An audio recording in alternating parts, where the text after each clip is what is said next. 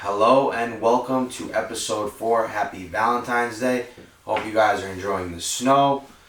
We're not, but we're here in front of the camera. How you doing today?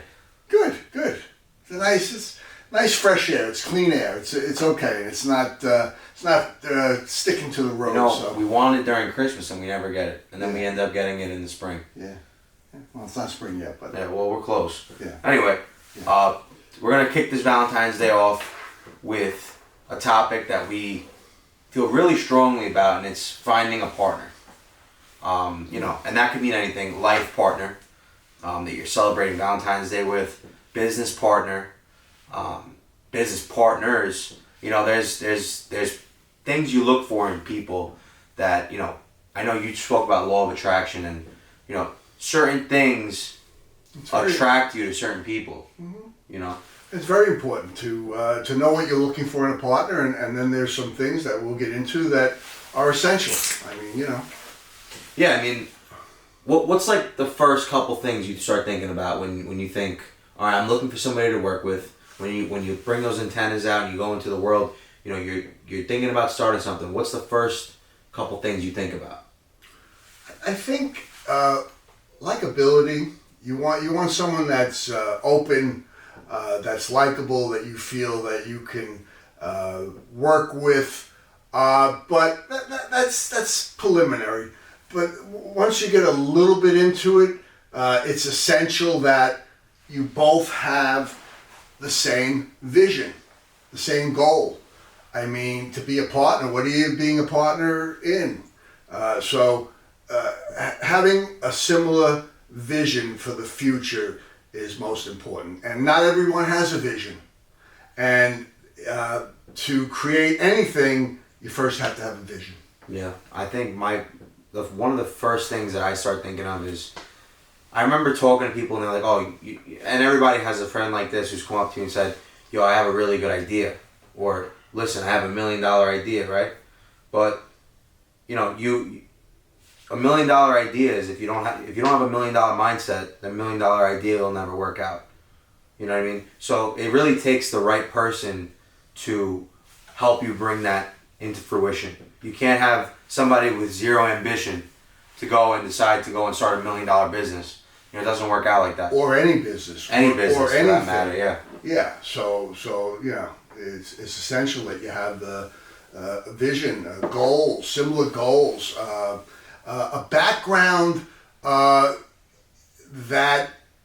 I think it's ideal to find a partner that maybe has more strengths where you don't, where you leverage each other, you balance each other out, you utilize each other's talents and strengths. I think that's a great partnership, Me and Gio, when I was working in the union. Who's Gio? Gio's my partner. Yeah. Right, I know. I was yeah. Gio's my partner with the, he was a partner of mine in the investing company. He's been a longtime friend of mine since we were like 3-4 years old. And he's also my partner in the marketing company. Mm-hmm. When I was working in the union and we had started our investing company, we wrote on a piece of paper. And we made like a little contract agreement between two friends. We wrote, at so-and-so amount of memberships, at so-and-so dollar amount, we both quit our jobs and do this full time. And then there's me printing my name and then signing it. Yeah, wonderful. And I have that copy in my office, and it's right there on my desk. That's like Blood Brothers. Yeah, no, it was modern day Blood Brothers. It was so corny when we did it. Yeah. But when we actually did hit those numbers, we both were on the same page. Yeah. From that day, the company was making $0, and we wrote on that piece of paper that at so and so amount we're going to quit our jobs and do this full time. And you know what happened when we hit those numbers? We both quit our jobs and we did it, and we stuck by our word, which is number one. You have to stick by your word. Your word is everything in this world. I would say that's right up there with vision and goals. They all work together, and word is integrity of word, and that's most important. Yes. Yeah, your word is everything, especially now. we live in a world where full of sleazy people, a lot of industry guys that can't come up with their own ideas, stealing ideas, and just doing stuff not properly. And you can't start a business or a partnership based on lies and misleading goals, stuff like that doesn't really make sense. So that's definitely something that I would say keep in the back of your head when looking for a partnership. And if you're in a partnership, these are things you should be looking for in your partner to make sure that everything lines up the way it should be. So let's talk about us a bit. So what was how did we get together from your point of view? I mean, I think you had asked me that and I told you. What was on your mind and how did we get here only knowing each other a month? Like, we met over a conversation about a cell phone, and I'm genuinely, I talk to people, I'm a nice guy. I was, giving him all the information he needed to know. It was like, I've never explained an iPhone to anyone in my life other than Gary. The way I had to do it, from storage to camera to everything. By the end of that conversation, you knew all about the new iPhone. The size, the reality of having a larger phone and the weight of it and the carrying it around. We had a great conversation, but then, see, this is where it gets weird because I leave, right, and we meet at some completely different spot, on the same day, and we get into conversation again, and now we kind of like upgraded our level of what we were talking about, and we started talking about business and ideas and stuff like that. And, I think we both saw something in each other that was like, what, maybe this is worth another conversation over some coffee or some food. So that's exactly what we did. Within 2 weeks, we met up, we sat down, you invited me to your home, and we shot some ideas to the point where we decided, what, let's do it together since we both are mentally there with the same thoughts. Yeah. And here we are. This is episode 4. I hope you guys are enjoying it. We're enjoying it. And we're here. So, like I said, it doesn't take a lifelong relationship to go into business with someone. Me and Gary have known each other now, I would say about 2 months, right? Not even. Yeah. About 2 months. Okay. Yeah. We met. I think it was right before Christmas, wasn't it? It was. Yeah, right before Christmas. Yeah. We met. Too much. We met again. We came up with an idea, and we started a brand, and now we're doing it in less than 2 months. Yeah. But that's where trust comes in. Trust and I'm trying to think of the word, intuition. And all those words, and reliability, and following up, and so it was great. We had conversation. I'll call you right after the holidays. I followed up with a call right after the holidays. You were available. I said we get together. We got together. So everything we've done has been in sequence. Yeah, I think that's there's a lot of things you need to be looking at when going into a partnership and starting a new business. So that's really like, let's talk about this for instance. Like I spoke about Gio. Let me know what did you see in Doug that sparked it. Well, so Doug is my real estate partner, and we've known each other for about 15 years now. And I was talking about this, where I had a desire to get involved and buy real estate and hold on to it. So I needed real estate that had income. And because we were in a very slow market, 2007, 2008.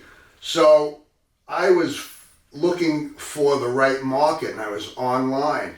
And I just was, I wrote a mission statement. I mentioned that in one of the videos, I believe, that I was looking for the youngest and most brilliant of real estate minds. I like young people that have vision, that have goals, they have energy, and so I wrote that down, and I went to work online looking for things. I don't know exactly what I was, going to run into, but I was looking for a market to do business in. And through a process of making decisions, I met Doug, and the big thing was that we had there was a clean air about him, and there was an openness and an honesty, and we just had a good connection, and it stayed that way throughout our relationship together. And what were some of the key things that really sold you to him, as far as maybe this guy is who he says he didn't have a bunch of hype. Some guys are all hyped up. You got great ideas. We'll do this, that, but and the energy exceeds the reality. Mm-hmm. It's just sort of a dream somewhere, and it's not rooted in anything. And Doug had, when I met him, his feet were on the ground. That's how I saw it. And I saw projects that he was wrapping up. So I saw what was being done, how it was being done, that there was calm and control. When we spoke, he made notes on everything. So that was a big beginning. I felt that that this person was of substance, was connected to the ground. So that was a great beginning. That was important. And then from there, we just everything that we did and the way we did it, just words. We watched what we said. We didn't say things just to say it. So if we said, I'm going to call you on Monday, 9 o'clock, it was Monday, 9 o'clock. Whatever the words were, you lined up, especially if you're going to go into business together. That was most important. That's most fun. And that's like with us. So I find that as we get together and do things, that becomes very important. I gotta feel safe, and that I can rely on Sal. I relied on Doug. That Sal can rely on me. That's important. Yeah, I think. See, for me, it's like, especially my marketing agency, it's like everybody wonders, how do you get clients? How do you see? My approach when I go into a business is, I don't just go into any business and look for business. A key part of what I do is to have a reliable partnership with the owner. I look at my clients as partners, because at the end of the day, if they don't make money, I don't make money. Mm-hmm. You know what I mean? So I have to really love the person that I'm working with in order for me to stress for that person. I don't, if somebody said, listen, I have 100 clients for you, take them right now, I'm not going to accept it, because I need to meet my clients. I need to be mentally on the same page as my clients. My clients need to understand what it is that I do, what to expect. Well, that's interesting that you say that. So I like, what is it that, what do you get from them, from that, getting to know them? What is it, what's essential for you to be able to perform, to market them successfully? The first question I ever ask a client is, where do you see yourself in a year? Back to vision, yeah. It's right there. If I see goals that physically, if I'm looking at your business, right, I looked at your books at this point. I know how much you're making. I know how many clients come in. I know everything about your business at this point. And you tell me that in a year from now, you want to be doing 25 times more than what you're doing now. Yeah. What are you doing to get to that point? How are you going to get to that point? Because if it's an unreachable goal, at the end of the day, if I do work for you, and let's say I make my money with you for a year, and I don't hit your goals, you just destroyed my name. Right. So unrealistic goals is something I look for in partnerships. I think I mentioned that also before. It's 100% true. Yeah. And I won't work with people who just physically think that I'm, God's gift to this universe, to where I can take your business and, listen, what I do helps, but it's all teamwork. So then now you find this person that you feel has realistic vision and goal. You see what their business is about, you see what they're doing, so it gives you an insight. And with that insight, now can you see what they're doing and what they need to do and give them advice? Yeah, so usually we have, before we ever even close a deal, it's 3 to 4 meetings. The first one is getting to know each other, second one, getting to know your business. Third one is, obviously where you want to get to, where do you want to reach. Fourth meeting is, I took a week off, I looked at everything we talked about, and I created a strategy. And if I don't think the strategy is going to work for either your budget, for the item that you're selling, the service that you're selling, I simply will call you back and say, listen, I don't think, this is a good match. Maybe in the future we can sit down and rethink things, but I think at the moment right now you need to focus on these aspects of your business before I can come in. So what's the percentage of people that you need to walk away from as opposed to take on as clients? You know what it is? This is the sad truth is that a lot of people will just take the clients, Okay. And it's great for short-term return and short-term return. I mean, you can't bring them anything in long term. So. Yeah, but the thing is, the same people that are picking up all this work are the same people who are going to be out of business within a year. Right. Because they're not going to be able to show results. Their clients are going to feel as if they're wasting money. As soon as they feel like that, not only does it kill his business, but it kills mine too. Because now you already had a bad experience with Tim.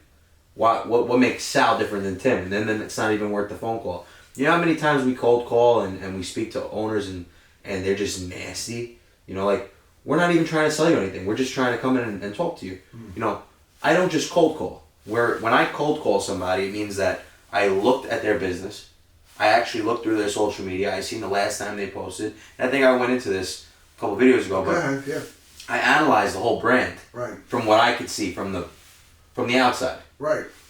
Then I call and ask, listen, I've analyzed you. Which is always good to look at it from a different perspective. Yeah. So right now I'm looking at you as a consumer, but I analyzed your whole brand. I created a portfolio for you.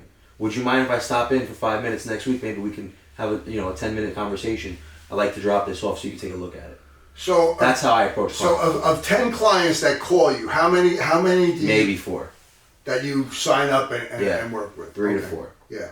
Most of the clients that I would deal with usually have more than one business. So what ends up happening is we work with, let's say, I don't know, they own like a deli. They own a restaurant over here. They do some real estate work here. At the end of the day, every business owner is an entrepreneur. They always have another venture. There's always something else they get into.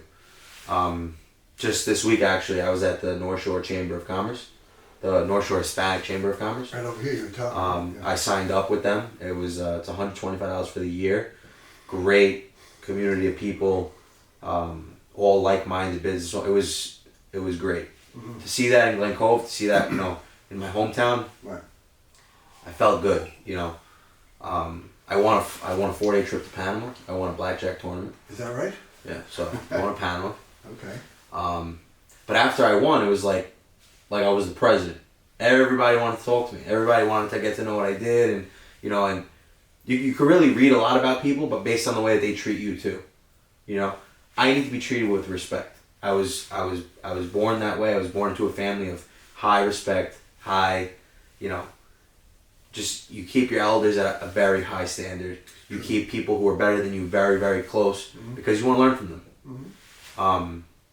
It's a good trait to have respect. Yeah, it's just respectful life. So I got to talk to them and meet them and get to know a little bit about their businesses. And, it's great because just going to that one event, and this is why I push networking events, because I have meetings all next week with the people I met at a networking event, So, I would say anywhere between 4 out of 10 I'll probably sign. But the best thing about those 4 is I come very highly recommended to the people that they send me to. And so when do they start to see growth then? When do they start to see returns? I always tell them 90 days. 90 I days. won't do a contract for less than 90 days. 90 days lets me, 90 days lets me get into a market, stabilize the market. Because I get into some businesses where it doesn't even make sense. They're losing money and they don't even realize it.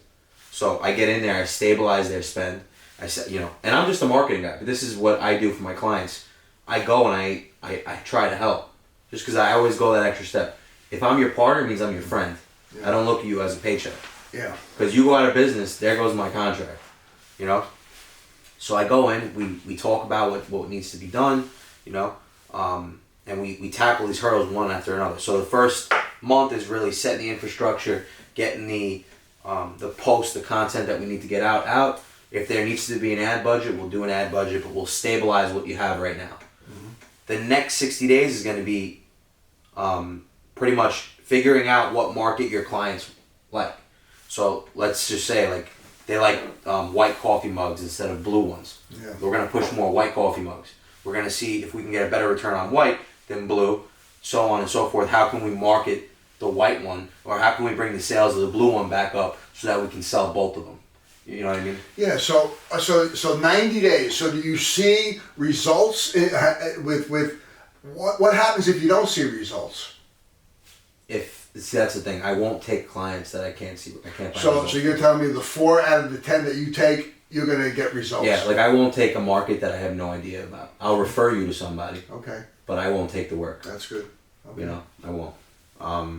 You guys, like my website, gmagencies.com. You can see the success stories on there. We get into markets that we know, that we've worked with. Mm-hmm. Things like I can't. If you're a restaurant and let's say I can't SEO you, I won't tell you that I can. Yeah. I'll send you to somebody who can, who has the right knowledge on keywords and all that stuff. Yeah. All right, sorry guys, we had a little bit of a technical difficulty. Are with we the on camera. now? Is it on? Yeah. Yeah. So I'm sorry. Yeah, it was wrong. Go ahead. Sorry about that, guys. We had some technical difficulties with the camera. I believe we left off at how I look at my clients as partners and things of that nature. So, what do you think about what I said about that? Well, so how you? I think that's great. I think that's essential. That to be successful in your business, you need to go to a client and grow their business. So to take on a business venture with someone or try to grow it and it's not rooted in reality, or you don't think it can happen based on what you see, it's not good for them, it's not good for you. So that's a great thing. Yeah, I think That's a great thing. that's also something you got to look at. Like a lot of people are into like that whole, let's make a quick buck, things like that. You don't want a partner like that. No. When you're looking for a long-term partner, whether it's the love of your life, or believe it or not, a business partner is the love of your life too, because if that doesn't go right, it starts bringing everything else down with it. You gotta love your business partner as much as you love your wife. It's the truth. Some people may not see that, but you know what? I said that to Doug in the past. I said this relationship, because we had a lot of money on the line, is like, we got to be as open and as transparent and as connected like a marriage. Yeah, you need to love that person. Yeah. And that's key, I think. Because what's stopping you or your partner from, you know what I mean? It all has, what's the word I'm looking for? It all has repercussions. That's a good word. Yes, yes. What goes around comes around. Mm-hmm. So if you don't have, you take the joy out of the whole. If there's no integrity, if there's no honesty, if there's deception, if you're looking for a quick buck, if you're looking to cheat, steal, scrimp and scrape just to get ahead, you know what? It's a waste of time. It is. I agree. It's a waste of time. So you know what? You definitely don't want that in a business partner or a business associate. Yeah. There's enough room and there's enough prosperity and wealth and money and whatever it is. There's enough to go around. Just do it right. Be consistent. Go to work. And stay focused, and eventually, you reap the rewards. Yeah. Otherwise, on the other hand, you reap the downside. Yeah. My father always told me, he's like, nothing in this world comes easy. And when you see these, like, somebody brings you a weird, shady opportunity, it's either you take it or you don't, but it's still shady. You don't know the person. Like, it's different. Like, when you're in business with somebody and you have your partner and somebody you trust, and then they bring an opportunity, it's one thing, because it already comes with a whole background of things we've done together. I know what you can do, you know what I can do. So if I bring you this opportunity on something that I've done before, why not? Let's do it. Mm-hmm. But there's no such thing as a quick buck. It comes with a lot of bad most of the time. So that's something to keep in mind. Yeah, for sure. That's So transparency becomes a big deal. Being able to, if there's something, you know what? When I got into business with real estate, with Doug, you know what? Transparency. I was able to. I wanted to see your tax returns. I want to show you mine. In other words, because that tells you, you know, here we are. You know, this is who we are. We need to be transparent. You know, some guys will come to the table telling you all these great things and what they've done and what they make, and then, you know, it's not there. Yeah. So it just transparency is very important. I agree. Yeah. You definitely need to know where the other person is at, and it comes with a lot, because you know what it is. You might have an idea based on, you know, financial situation of your business, financial situation of you and your partner. You need to know where the other person is at so that you can actually have these ideas and do them in a timely fashion. You know, no money, no honey.